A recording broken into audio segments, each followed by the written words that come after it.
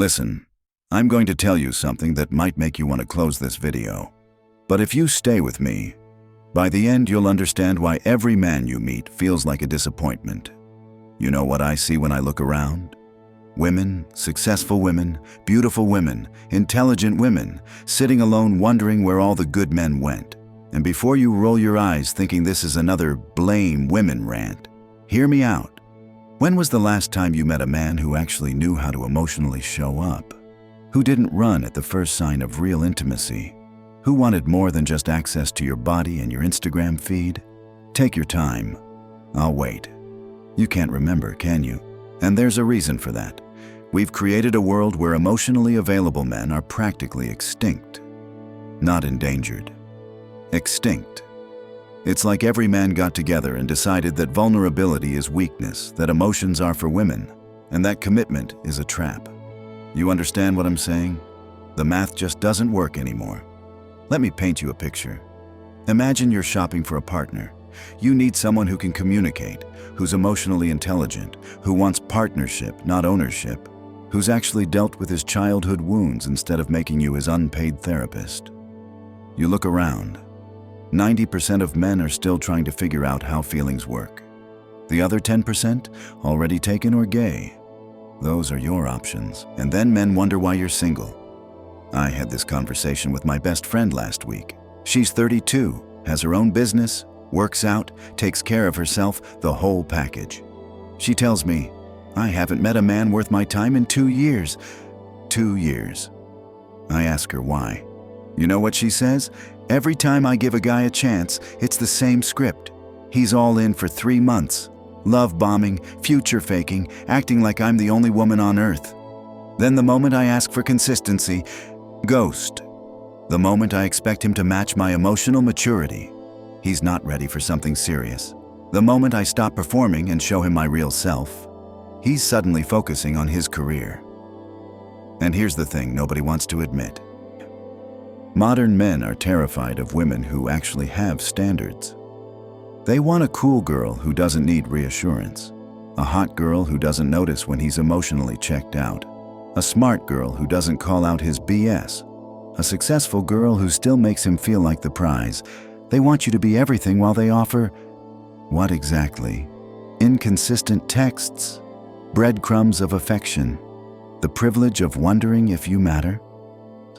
4 months of him telling me I'm different, special, exactly what he's been looking for. Then I ask, so where's this going? You know what he says? I don't want to put a label on it. Labels ruin things.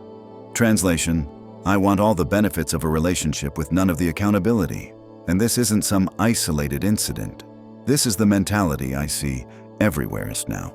Men who want a woman who looks like Instagram, acts like a therapist, fucks like porn, has zero emotional needs of her own, and never, ever asks where this is going. The audacity is astronomical. You know what happens when you set up a game where only one side has to be emotionally mature. Women stop playing. It's that simple. We're not stupid. We can see the pattern. We watch our friends pour everything into men who can't even remember their love language.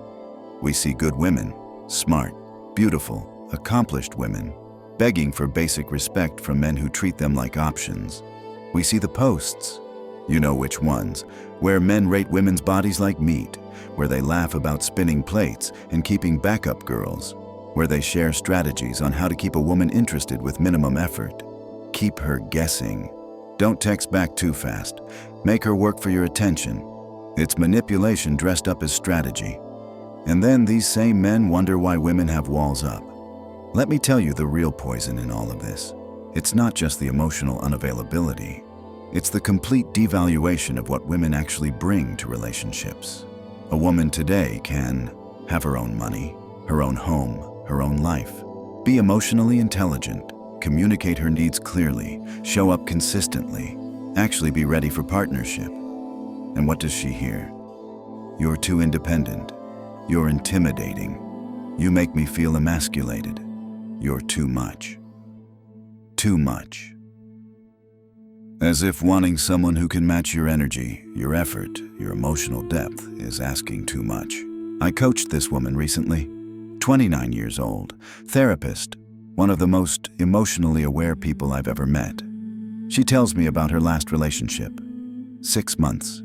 He pursued her hard, talked about the future, meeting families, building something real. Then she had a bad week at work and needed emotional support. She broke down crying one night, needed him to just hold her and listen. You know what he said? "You're being too emotional. I can't deal with this right now." Then he ghosted her for 3 days. When she finally called him on it, he said, "I need a woman who's more stable." This is too much drama. Her crime, having one bad week and needing support, like a human being. This is what we're dealing with. The dating apps made it catastrophically worse. They've given mediocre men the illusion of infinite options. He matches with 50 women, feels like a king. What he doesn't realize is those women swiped right on 200 men without even looking. It's a numbers game for us too, but that validation becomes addictive for him. Why commit to one woman when dozens are in his DMs? Except those dozens don't actually want him for anything serious either. But he doesn't know that. He thinks this is his level. He thinks he's catch of the century because 50 women matched with him. But here's where it gets interesting. And this is where you might want to close this video. But don't, because this is where everything changes. What if I told you that the men you're attracting are exactly the men you're designed to attract? What if it's not random? Stay with me. Every woman I know who complains about emotionally unavailable men has one thing in common. They're terrified of emotionally available ones. I know, that sounds insane. But watch what happens when a good man shows up. He's consistent. It feels boring. He communicates clearly. Where's the spark? He's emotionally available. I don't feel chemistry. He texts back quickly. He's too eager. It's a turnoff. You want to know why? Because your nervous system was wired to recognize love as chaos. Here's the truth that's going to sting. You're not attracting unavailable men by accident. You're choosing them over and over because they feel familiar. That anxiety you feel when he doesn't text back? That's not attraction. That's your nervous system recognizing the pattern of love you learned as a child. Dad was emotionally distant? Check. Mom was inconsistent with affection? Check. Love meant earning, proving, waiting, hoping? Check.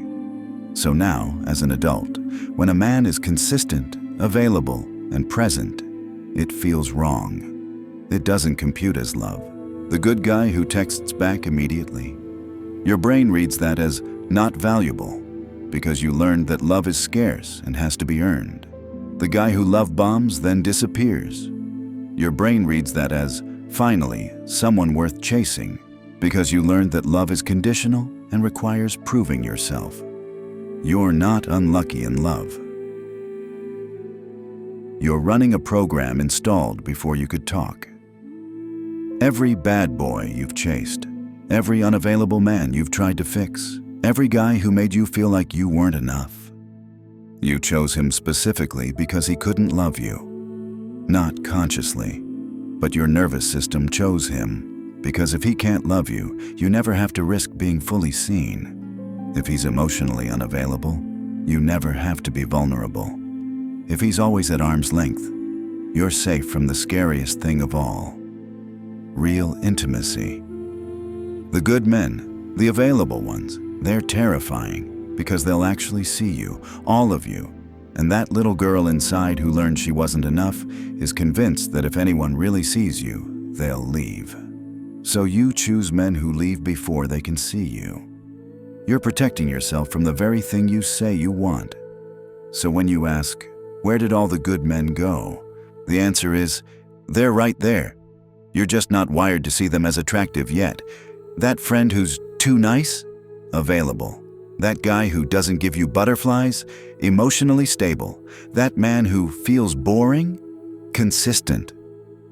The butterflies you're chasing? That's not chemistry. That's anxiety. That feeling of, finally, this is love? That's not passion. That's trauma. Your nervous system is mistaking danger for desire. And until you see this pattern, really see it, You'll keep asking where the good men are while standing right in front of them and feeling nothing. So yeah, where did all the good men go? Nowhere. They're exactly where they've always been. The question isn't, where are the good men? The question is, why does my nervous system only recognize love when it hurts? When you can answer that question, when you can trace that pattern back to where it started, when you can see how you're unconsciously choosing unavailability over and over, that's when everything changes. Because then it's not about men anymore. It's about you finally understanding why you choose what you choose. And once you see it, you can't unsee it. And once you understand it's your pattern, not his failure, you get your power back. The good men didn't go anywhere. You just weren't ready to see them yet. But now you know. Now you can choose differently. If you're brave enough to look in the mirror instead of blaming the men. Welcome to her psyche. Your rewiring starts here.